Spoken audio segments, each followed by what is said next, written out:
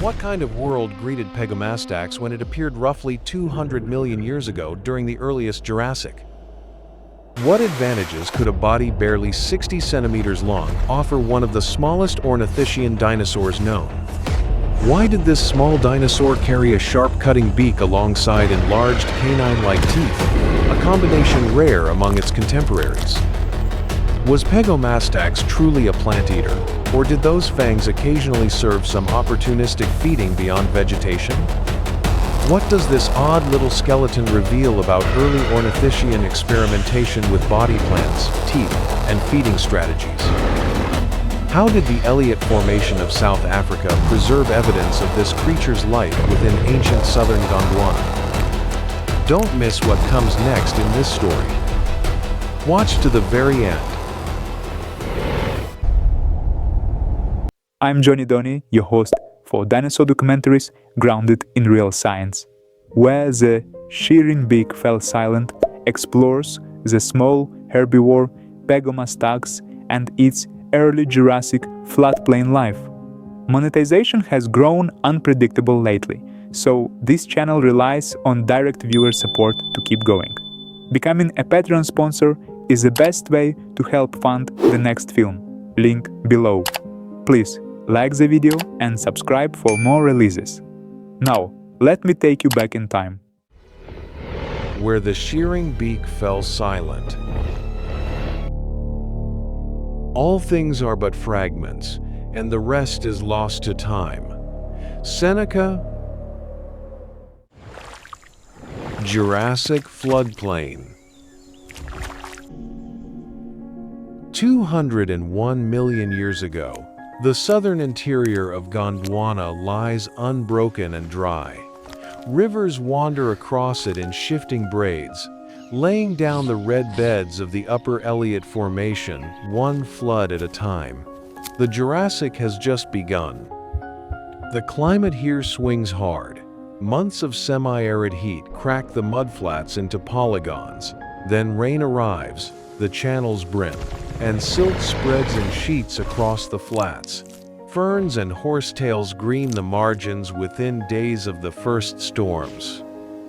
Cycads and low conifers hold the higher, drier ground, and the whole community is built around cover.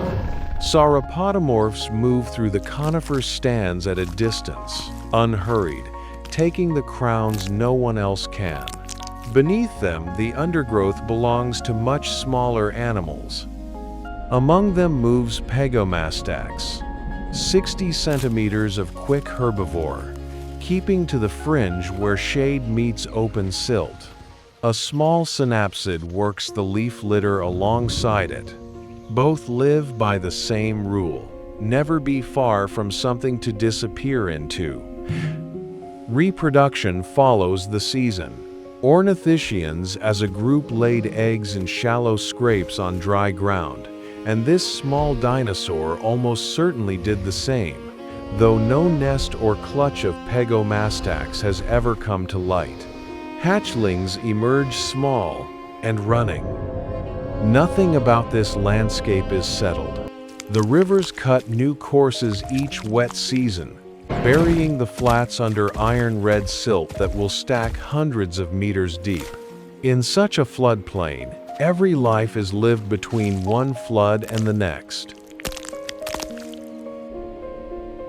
This chapter reveals that Pegomastax survived the early Jurassic floodplains by staying close to cover.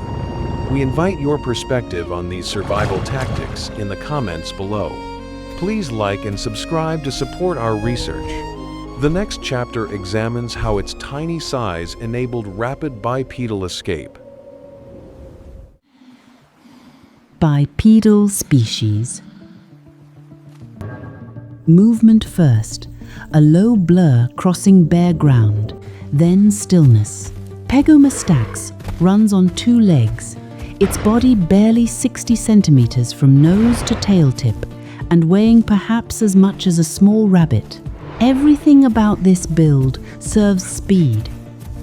The body plan is minimal: long hind limbs, a short trunk, and a tail carried level behind balance the animal over its hips.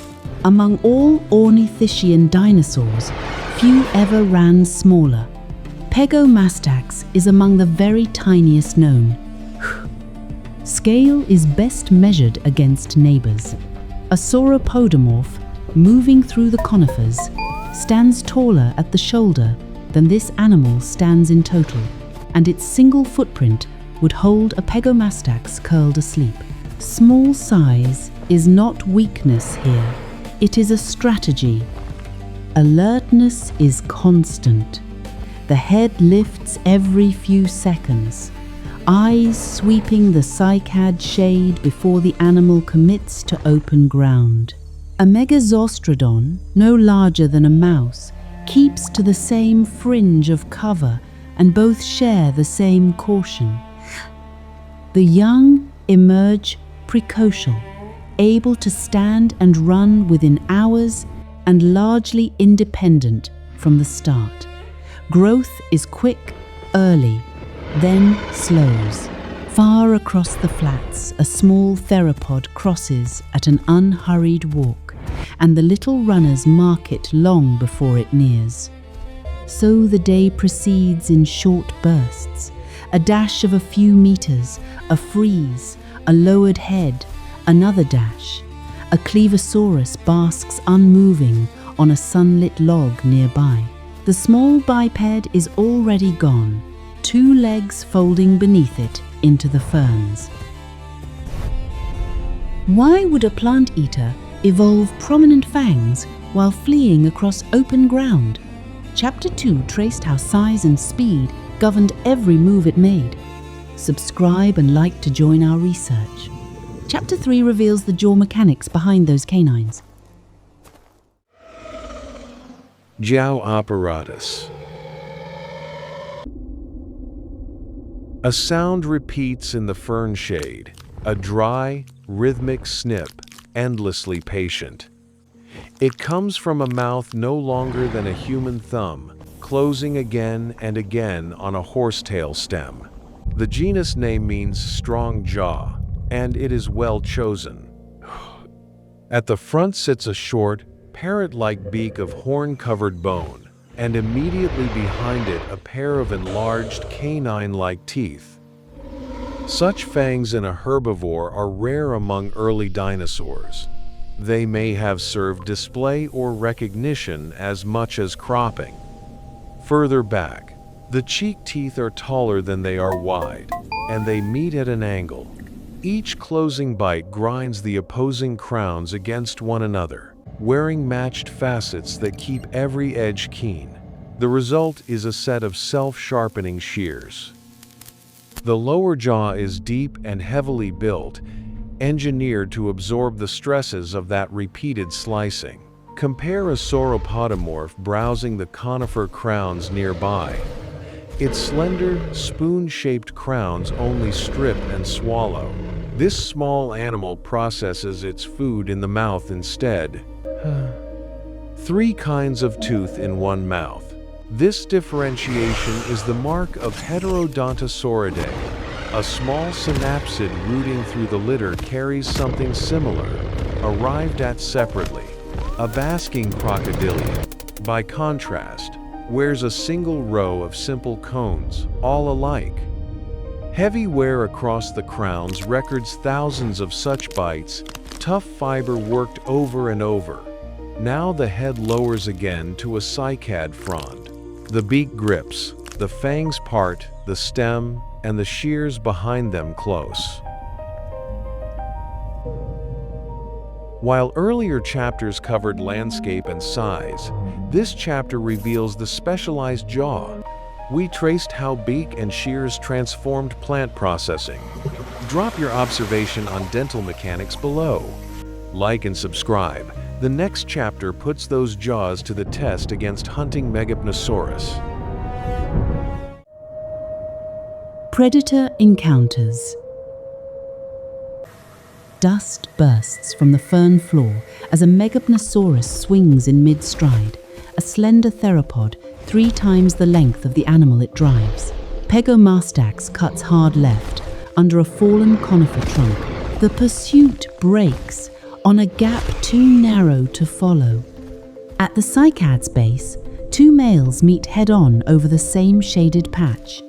They rear, gape wide, and flash the enlarged front fangs at one another. One rushes, shoulder barges the other sideways into the litter. The loser rights himself and withdraws.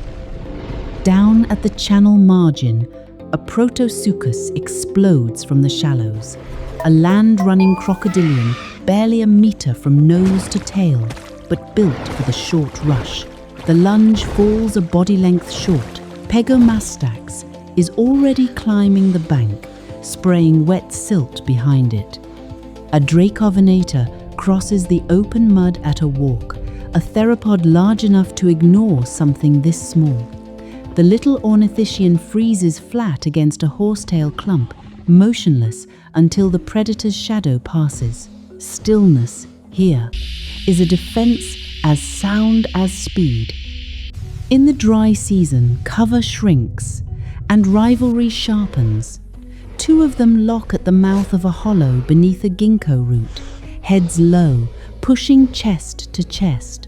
The heavier animal drives the other back 3 body lengths and holds the ground. At dusk, a Sphenasuchus comes up the bank on long legs, a slender crocodile relative that runs rather than swims. It rushes. The small biped scatters sideways and is gone into dense fern. The strike misses, and the runner lives another night. Speed and stillness kept this small herbivore alive through a day of hunters. We traced how theropods, land-running crocodilomorphs, and rival males tested this animal's nerve. Subscribe and like our channel to support this research. The next chapter reveals why they vanished without a single catastrophe. Lineage Decline. Nothing collapses quickly. Across the Elliott red beds, the wet and dry swings grow harsher, and the low foliage on which everything here depends thins earlier each season. For a small specialist, a few weeks' shortfall in green growth is decisive. Meanwhile, the giants arrive in numbers. Sauropodomorphs, such as Massospondylus, 5 meters from nose to tail, spread across southern Gondwana and become the dominant croppers of everything from ground level to 4 meters up. They take the same fronds in far greater volume. Pressure comes from below as well. Tritylodon, a badger-sized cynodont with broad grinding batteries, works the same low growth in the same shaded margins.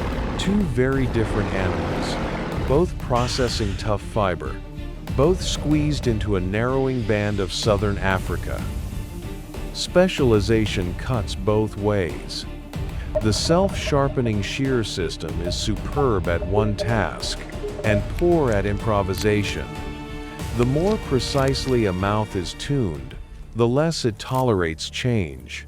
Heterodontosaurids as a group had staked everything on that single exquisite solution. Range compounds the problem.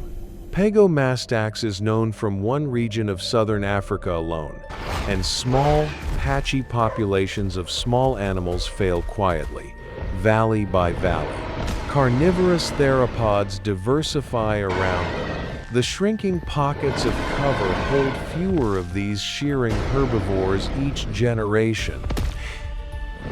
These shearing herbivores never see the far side of the early Jurassic in southern Africa. No mass extinction takes them, no asteroid, no single catastrophe, only the slow arithmetic of attrition, until the last of these small shearing herbivores fails to be replaced. A brief experiment, finally closed. This chapter reveals that Pegomastax declined through slow attrition, not a single catastrophe. We see how specialized feeding became a fatal constraint when habitats narrowed. Comment on the ecological pressures below. hit like and subscribe. The next chapter recovers the single skull that defines this lineage. Fossil remains. A single individual works a horsetail stand at first light, cropping with quick sideways cuts of the head, alone on a silt bank. It is perhaps a single kilogram of fast, watchful life. Everything known of it begins here and ends in stone. One season it does not move on. The carcass lies where it fell at the channel margin, and a small crocodilian passes it in the shallows without interest. Within days, the current shifts and red silt closes over the remains. Burial is the rarest luck in nature. Almost every animal that dies on these mudflats is scattered and lost. A vanishing fraction is sealed fast enough to be preserved. Iron-rich sediment hardens around the head, and the Elliott red beds hold it. The stone gives it up in the Transkei region of South Africa, and in 2012, Paul Sereno names it Pegomastax africana, a single cranial specimen, a head barely 8 centimeters long, remains the whole of the record recovered to this day. That fragment changed a debate. Its shearing crowns and enlarged front fangs sharpened paleontology's picture of heterodontosaurid dentition and fed a long argument over whether the family was purely herbivorous or occasionally something more. Gondwana's early ornithischians were stranger than anyone expected. No living animal carries this lineage forward. The heterodontosaurids left no descendants at all. What remains is one small head in stone, its crowns still worn where they sheared, holding the exact record of an animal that moved among ferns in southern Africa. This final chapter ties together everything we have uncovered about Pegomastax. That single skull reshaped our understanding of early ornithischian feeding mechanics. Subscribe to our channel for more detailed explorations of ancient ecosystems. Explore our other videos to continue mapping the history of Gondwana. Where the shearing beak fell silent closes our journey with Pegomastax, and I'm Jonny Dony. We explored how this small dinosaur used a parrot-like beak and self-sharpening teeth to slice through early Jurassic vegetation. Please like this video and subscribe to support more prehistoric explorations on this channel. New dinosaur documentaries drop on Patreon a full week before the public release, so join there for early access, link below.